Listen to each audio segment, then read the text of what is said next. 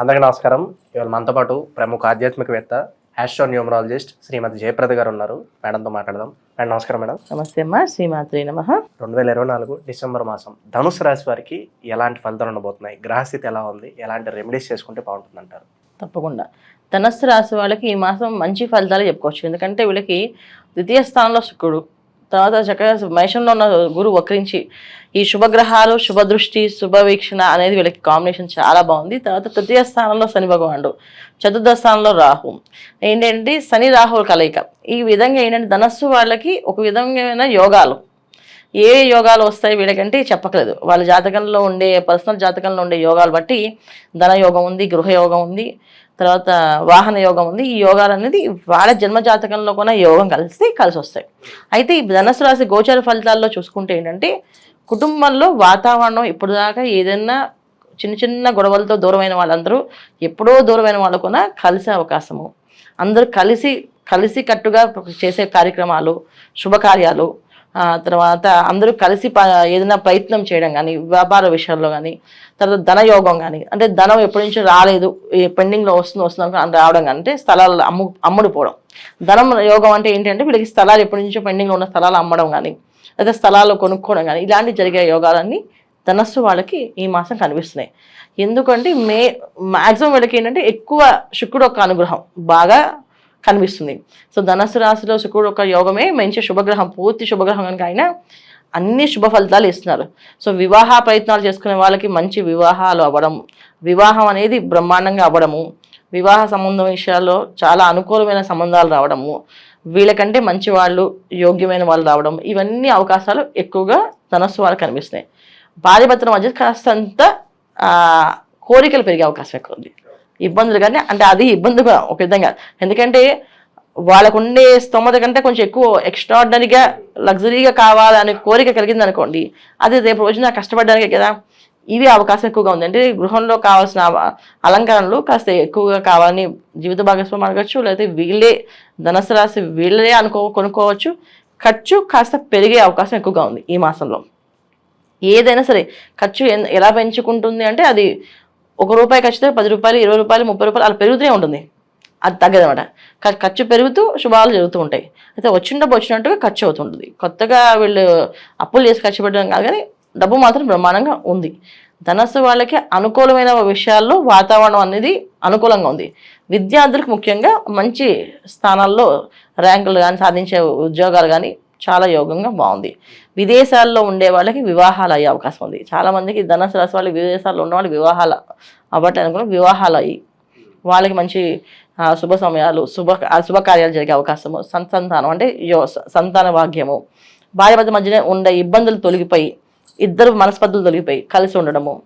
ఇందాక మీరు అడిగినట్టు ప్రేమ వివాహాలు ఉన్న వాళ్ళు విజయం సాధించడం, ఈ ధనుసు రాశి వాళ్ళకి విజయాలు బాగున్నాయి. ఈ మాసం వీళ్ళకి చాలా విధంగా చెప్పాలంటే మంచి ఫలితాలే కనిపిస్తున్నాయి, మంచిగానే కనిపిస్తున్నాయి. ఎందుకంటే ఆరోగ్యపరంగా ఎలా ఉండబోతున్నాడు ధనుసు రాశి వారికి? సో వీళ్ళకి ఆరోగ్య విషయంలో జాతకం అష్టమ స్థానంలో కుజుడు అనేది ఎప్పుడు కూడా ఏంటంటే వాహనాల మీద ప్రయాణం చేసినప్పుడు కాస్త ఇబ్బందులు, ఆరోగ్య సమస్య అంటే ఏం ఉండదు, కాస్త ఇబ్బందులు అనేది చిన్న చిన్న యాక్సిడెంట్స్ కానీ చిన్న చిన్న ఇబ్బందులు కానీ అయ్యే అవకాశం ఉంది. జాగ్రత్తగా వెళ్ళాలి. వాహనాలు నడిపినప్పుడు చాలా జాగ్రత్తగా వెళ్ళడము, ఆ స్పీడ్ తగ్గించుకొని వెళ్ళడము, వెళ్ళే స్పీడ్ కంటే కొంచెం తక్కువ స్పీడ్తో వెళ్ళడము, ఎదుటి వాళ్ళతో పోటీ కాకుండా మన ప్రయాణం మనం చేసుకుంటూ వెళ్ళడము, ఇది చేయాలి. ప్రయాణాలు బాగా ఇస్తారు, ఆ ప్రయాణాలు బాగా జరుగుతుంటాయి. ఆ ప్రయాణంలో కాస్తంత ఇబ్బందులు పడే అవకాశం ఉంది. అలాగే ప్రయాణాలు చేసినప్పుడు ఆహార నియమాలు పాటించకపోతే ఆహార విషయంలో ఫుడ్ పాయిజన్స్, ఫుడ్ విషయం సంబంధించింది.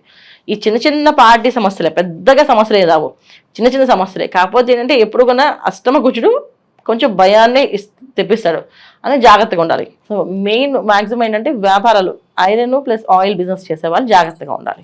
వాళ్ళకి కాస్త నష్టాన్ని తీసుకొచ్చే అవకాశం కానీ ఇబ్బంది పెట్టే అవకాశం కానీ ఉంది.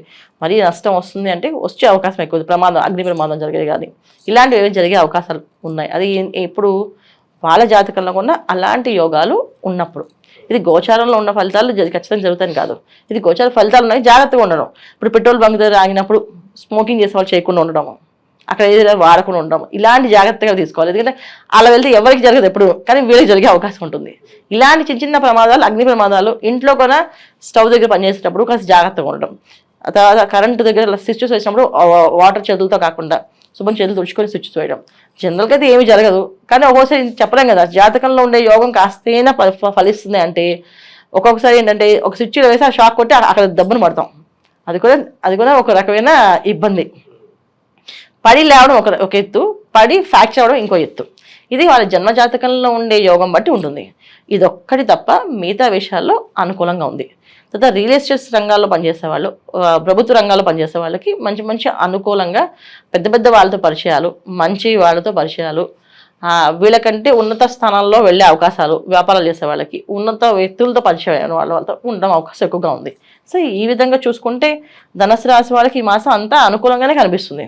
ఎక్కడ కూడా వీళ్ళకి ఇబ్బంది పడే అవకాశం అయితే ఏం లేదు, ఒక్క ప్రయాణాల విషయంలో తప్ప. ఈ రాజకీయం, సినీ రంగంలో కొంతమంది ఉంటారు, కొంత గుర్తింపు కోసం చూస్తూ ఉంటారు. అటువంటి వారికి మాసం ఎలా ఉండబోతుంది? రాజకీయ పరంగా కానీ సినీ రంగంలో పనిచేసే వాళ్ళకి యోగం బాగుంది. ఎందుకంటే ఇక్కడ రాహు, శని ప్లస్ శుక్రుడు అందరూ కూడా ఏంటంటే కొంచెం బలంగా వీళ్ళకి యోగాన్ని ఇస్తున్నారు, బాగుంది. సో అందుకని సినీ ప్రయత్నాల్లో అంటే ఎవరు యాంకర్స్గా ఉండాలని కానీ, వాళ్ళు ఇండిపెండెంట్గా ప్రొఫెషనల్స్లో ఒక అడ్వకేట్స్ కానీ, తర్వాత ఒక డాక్టర్స్గా కానీ వీళ్ళకి చాలా అనుకూలంగా, అంటే వీళ్ళు పెట్టాలనుకునే సంస్థ బ్రహ్మాండంగా పెట్టడం కానీ, ఆఫీస్ అంటే పెద్దగా ఆఫీస్ ఓపెన్ చేయడం కానీ, వీళ్ళకి కావాల్సిన ఛానల్స్ పెట్టుకోవాలంటే ఛానల్స్ పెట్టుకోవడానికి కానీ చాలా, ఇప్పుడు చిన్న చిన్న స్థానాలు యూట్యూబ్ రంగాల్లో కూడా అవి కూడా వీళ్ళకి ఒక రకమైన మంచి వ్యాపారమే కదా, అది కూడా యోగం బాగుంది ఈ మాసంలో. ధనుసు రాశి వాళ్ళకి వ్యాపార వ్యాప్తంగా అన్ని విధాల యోగం ఉంది, బాగుంది, చాలా చక్కగా. అయితే ఒక ఆయిల్ వాళ్ళకి, ఐరన్ వాళ్ళకి కాస్తంత ఇబ్బందులు ఉన్నాయి, మిగతా అందరికి బాగుంది. మేడం, ఈ రాశి వారు ఎటువంటి పరిహారాలు చేసుకోవడం ద్వారా మంచి ఫలితాలు పొందడానికి ఆస్కారం ఉంటుందంటారు ఈ మాసం? తప్పకుండా వీళ్ళు ఈ మాసం అంతా లక్ష్మీనారాయణ స్తోత్ర పారాయణ, లక్ష్మీనారాయణ హృదయం అని ఉంటుంది పారాయణ, అది చేయించుకోవడం. తర్వాత లక్ష్మీనారాయణ టెంపుల్కి వెళ్ళడము, సో వెంకటేశ్వర స్వామి దర్శనం చేసుకోవడం, తిరుపతి క్షేత్రం దర్శనం చేసుకుని రావడం. ఎందుకంటే వీళ్ళకి శుభకార్యాలు, క్షేత్ర దర్శనాలు, తర్వాత విలాసాలు, తర్వాత విందులు ఇవన్నీ ఉన్నాయి.